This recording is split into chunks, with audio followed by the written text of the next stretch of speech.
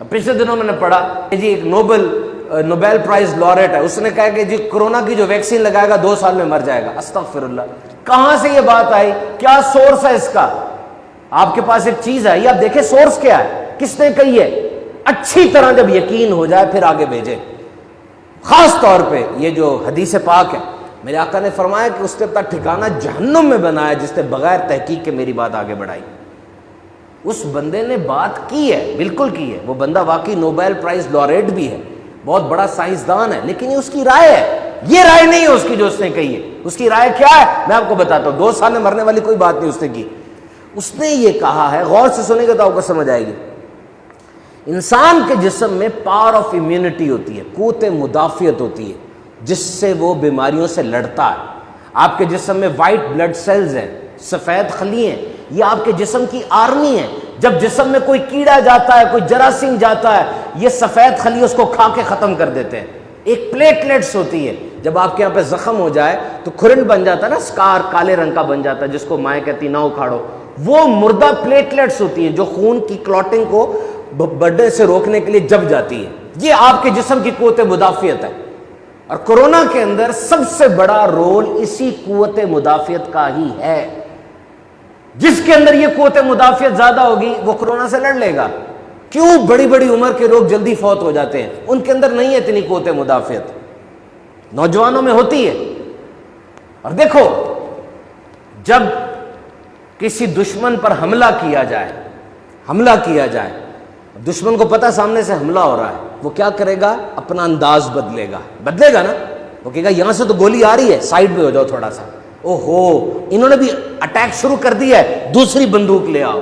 تو یاد رکھیے یہ ایک سائنٹیفک فیکٹ ہے کہ جب بھی آپ کسی وائرس کے خلاف ایکشن لیتے ہیں، قدرتی طور پہ وہ وائرس اپنی شکل بدلتا ہے۔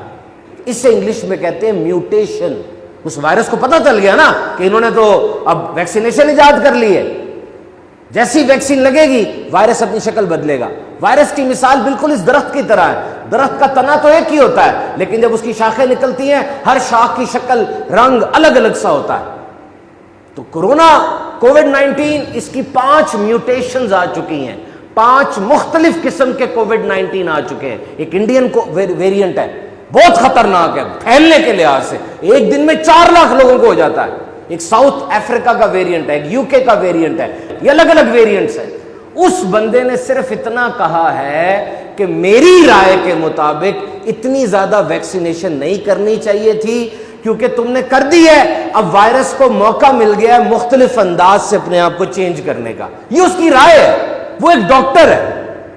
جب دنیا کے سارے ڈاکٹر کہہ رہے ہیں کہ ویکسینیشن لگنی چاہیے اور اس کا فائدہ ہے، تو بس اس کی رائے ہے، ہو سکتا تبدیل ہو جائے کل۔ ہم نے اس رائے کو پھیلانے میں کیوں ساتھ دیا؟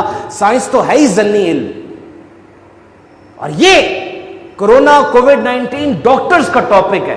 پوری دنیا کے سرجن، ڈاکٹر، ایپیڈیمیولوجسٹ، مائکروبیولوجسٹ، نرسز اس بات پر متفق ہیں کہ یہ خطرناک بیماری ہے جس کی وجہ سے انسان مر رہا ہے، ویکسین ضروری ہے۔ یہ ایک رائے ہے، کس کی؟ ماہر کی۔ اور وہ بندہ جس نے پتہ نہیں میٹرک میں سائنس پڑھی ہوئی ہے کہ نہیں پڑھی، اور پڑھی بھی ہے تو کتنی دفعہ فیل ہوا ہے، اس کی رائے آپ سامنے رکھ لیتے ہیں، ان کی رائے پیچھے چھوڑ دیتے ہیں۔ ویکسین لگتی ہے تو جی بیمار ہو جاتے ہیں، ادھر درد ہوتی ہے۔ او میرے بھائی، اس نے جسم میں جا کے تمہارے پورے جسم کو ریسیٹ کرنا ہے، کچھ نہ کچھ تو تبدیلی ہوگی نا۔ آپ سب نے اپنے بچوں کو بچپن میں حفاظتی ٹیکے لگوائے ہیں نا؟ کیا حفاظتی ٹیکے لگانے کے بعد بچے کو بخار نہیں ہوتا تھا؟ ہوتا ہے۔